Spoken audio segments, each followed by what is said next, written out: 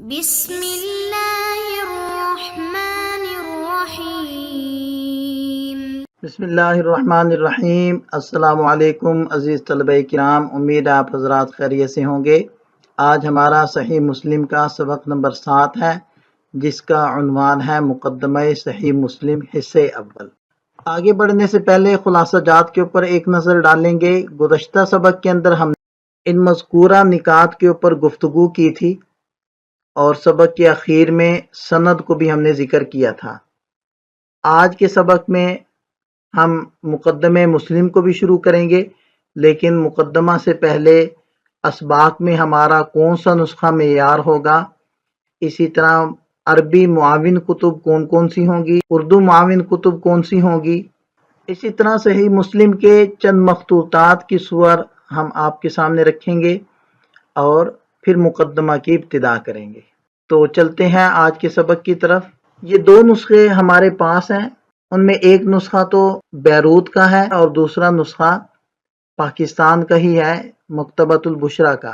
سوچا یہی ہے کہ اسباق کے لیے جو نسخہ معیار ہوگا وہ یہ بیروت والا نسخہ ہوگا، البتہ اس دوسرے نسخے سے بھی معاونت حاصل کی جائے گی اور مطالعے میں اس نسخے کو بھی رکھا جائے گا۔ دوسرے نمبر پر بات آتی ہے معاون کتب کی، تو کچھ عربی کتب، عربی شروحات وہ معاون ہوں گی اور کچھ اردو شروحات معاون ہوں گی۔ تو عربی شروحات میں فتح الملہم، تکملہ فتح الملہم اور مشارق الانوار، ان تینوں کتابوں کا تذکرہ اور تعارف سابقہ سبق کے اندر گزر چکا ہے، تو یہ عربی شروحات کے طور پر ہم ان کتابوں کو دیکھیں گے۔ اسی طرح موقع بموقع ان عربی کتب سے بھی استفادہ کیا جائے گا، جس میں اکمال المعلم، اسی طرح فضل المنعم اور المفصح المفہم، یہ غریب الحدیث کے اوپر کتاب ہے، تو موقع بموقع اس سے بھی استفادہ کیا جائے گا۔ عربی شروحات کے بعد ہم چند اردو شروحات کا تذکرہ بھی کریں گے۔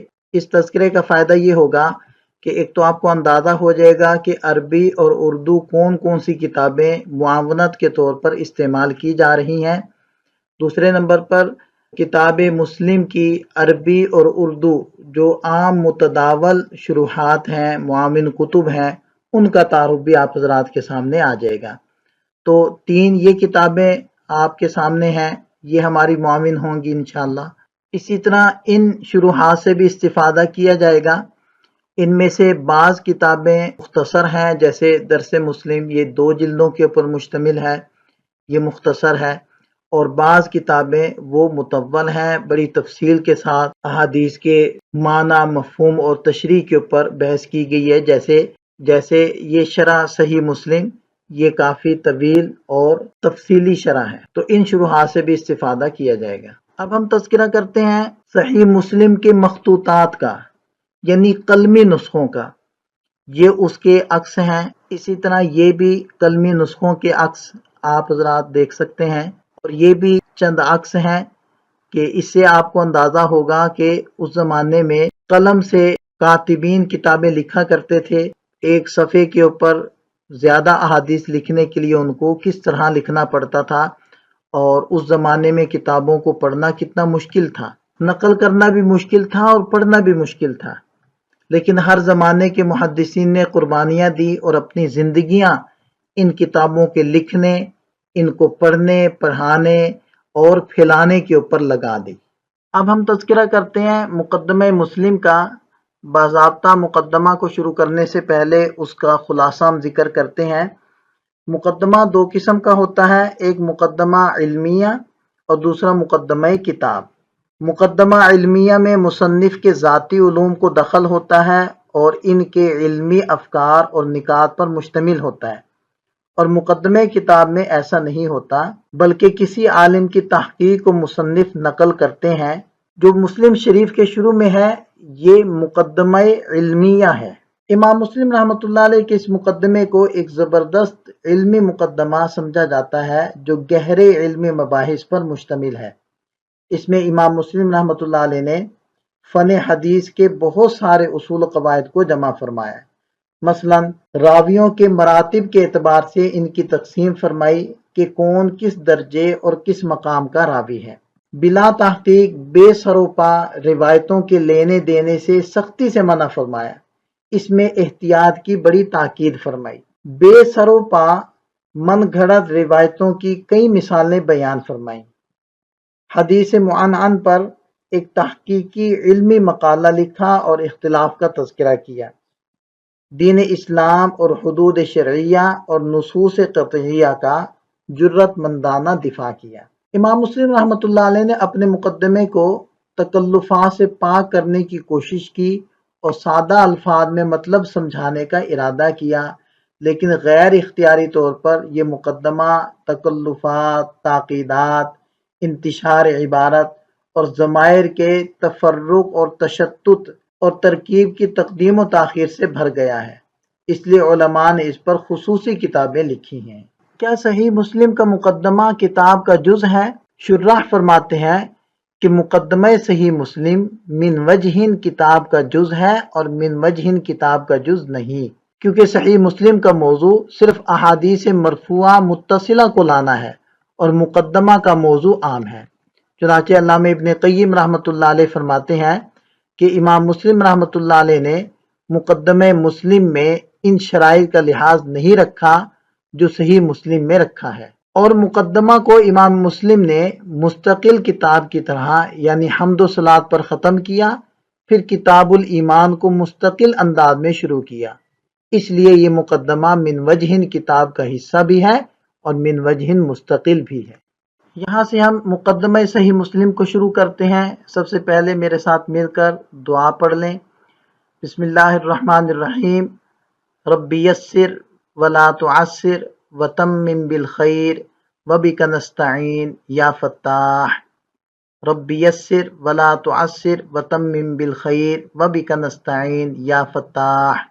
رب یسر ولا تعسر وتمم بالخیر وبک نستعین یا فتاح۔ بسم اللہ الرحمن الرحیم، وصلی اللہ علی محمد وآلہ وصحبہ وسلم تسلیما۔ الحمد للہ رب العالمین والعاقبۃ للمتقین، وصلی اللہ علی محمد خاتم النبیین وعلی جمیع الانبیاء والمرسلین۔ ترجمے سے پہلے حل لغات کی طرف چلتے ہیں۔ چند مشکل الفاظ ہم نے لکھ کر ان کا معنی لکھ دیا ہے، ایک نظر ان کو دیکھ لیں، پھر ہم ترجمہ کرتے ہیں۔ بسم اللہ الرحمن الرحیم۔ تمام تعریفیں اللہ جل شانہ کے لیے ہے جو تمام جہانوں کا پالنے والا ہے، اور بہترین انجام پرہیزگاروں کے لیے ہے، اور اللہ تعالیٰ بے شمار رحمتیں نازل فرمائے محمد صلی اللہ علیہ وسلم پر جو خاتم النبیین ہیں، اور تمام نبیوں اور رسولوں پر۔ امام مسلم رحمۃ اللہ علیہ نے اپنی کتاب کو بسم اللہ اور الحمدللہ سے شروع کیا۔ اس کی وجہ کیا ہے؟ اس کی وجہ یہ احادیث ہیں۔ ایک روایت حضرت ابو ہریرہ رضی اللہ عنہ سے مروی ہے کہ نبی پاک صلی اللہ علیہ وسلم نے ارشاد فرمایا، کل کلام لم یبدأ فیہ بالحمد فہو اجزم، کہ ہر وہ کلام جس کی ابتدا الحمد سے نہ کی جائے تو وہ مقطوع ہوتا ہے، ناتمام ہوتا ہے، یا مقطوع عن البرکہ، بابرکت نہیں ہوتا۔ اسی طرح دوسری روایت ہے، کل کلام لم یبدأ فیہ بحمد اللہ تعالی فہو ابتر، تو ابتر کا بھی یہی مفہوم ہے کہ وہ بے برکتہ ہوتا ہے۔ اسی طرح ایک اور روایت میں آتا ہے کہ نبی پاک صلی اللہ علیہ وسلم نے ارشاد فرمایا، کل کلام لم یبدأ بسم اللہ تعالی فہو اجزم۔ تو دیکھیں کہ الحمد سے ابتدا نہ کی جائے وہ بھی بے برکتہ ہے، اور بسم اللہ سے ابتدا نہ کی جائے تو وہ بھی بے برکتہ ہے۔ اس لیے امام مسلم رحمۃ اللہ علیہ نے اس چیز کا اہتمام کیا کہ اپنی کتاب صحیح مسلم کو بسم اللہ اور الحمدللہ دونوں سے شروع کریں۔ دوسری بات آپ یہ دیکھیں کہ اس طریقے کے اندر قرآن کریم کی اتباع اور تقلید ہے، کیونکہ قرآن کریم میں بھی سب سے پہلے بسم اللہ الرحمن الرحیم آتی ہے، اور اس کے بعد سورۃ الفاتحہ شروع ہوتی ہے، الحمدللہ رب العالمین۔ تو امام مسلم رحمۃ اللہ علیہ نے اپنی کتاب کو بسم اللہ اور الحمدللہ سے شروع کرنے میں قرآن کریم کی اتباع کی ہے۔ یہاں ہمارا آج کا سبق مکمل ہوتا ہے۔ آج کے سبق میں ہم نے جن نکات کے اوپر گفتگو کی ہے، ہم ان کا خلاصہ ایک مرتبہ پھر دیکھ لیتے ہیں کہ مقدمہ صحیح مسلم کو ہم نے آج شروع کیا، اس سے پہلے اسباق میں کون سا نسخہ معیار ہوگا اس پر بات ہوئی، عربی معاون کتب وہ آپ لوگوں کو دکھائیں، اردو معاون کتب وہ سامنے رکھیں، اسی طرح صحیح مسلم کے مخطوطات وہ آپ لوگوں کو دکھائے، اور پھر مقدمہ صحیح مسلم کی ابتدا کی۔ ملتے ہیں نئے سبق کے ساتھ، اللہ تعالی ہم سب کا حامی و ناصر ہو، دعا میں یاد رکھیے گا۔ السلام علیکم۔